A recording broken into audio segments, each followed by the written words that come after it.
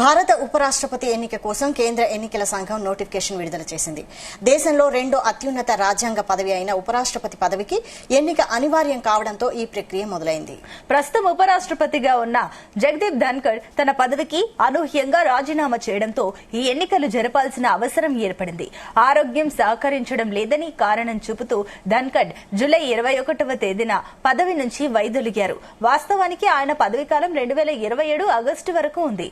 అయితే రాజ్యాంగ నిబంధనల ప్రకారం ఉపరాష్ట్రపతి పదవి ప్రకారం ఖాళీ అయిన వెంటనే కొత్త వ్యక్తిని ఎన్నుకోవాలి. ఈ నిబంధనలకు అనుగుణంగానే ఎన్నికల సంఘం ఈ ప్రక్రియను వేగవంతం చేసింది.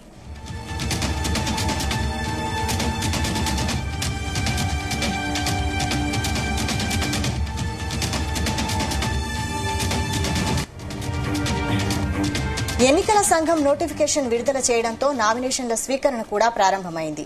ఆగస్టు 21వ తేదీ వరకు అభ్యర్థులు తమ నామినేషన్ పత్రాలను సమర్పించవచ్చు. ఆగస్టు 22వ తేదీన నామినేషన్ల పరిశీలన జరుగుతుంది. ఒకవేళ ఎవరైనా అభ్యర్థిత్వం ఉపసంహరించుకోవాలనుకుంటే ఆగస్టు 25వ తేదీ వరకు గడువు ఉంటుంది. సెప్టెంబర్ 9వ తేదీన ఉపరాష్ట్రపతి ఎన్నికను నిర్వహిస్తారు. ఎన్నిక జరిగిన రోజే ఓట్ల లెక్కింపు, ఫలితాల ప్రకటన ఉంటుందని ఈసీ తెలిపింది.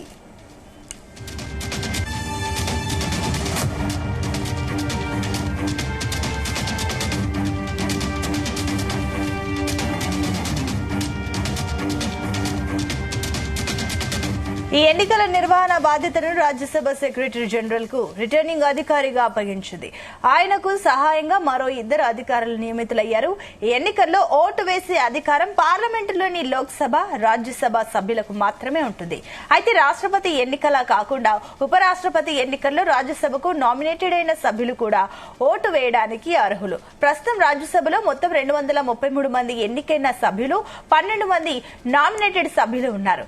లోక్సభలో 543 మంది సభ్యులు ఉన్నారు. దీని ప్రకారం మొత్తం ఓటర్ల సంఖ్య 788. అయితే రాజ్యసభలో 5 స్థానాలు, లోక్సభలో 1 స్థానం ఖాళీగా ఉండడంతో ఈ ఎన్నికల్లో 782 మంది సభ్యులు ఓటు వేయనున్నారు. ఎన్నికల్లో గెలవాలంటే అభ్యర్థికి 392 ఓట్లు అవసరం.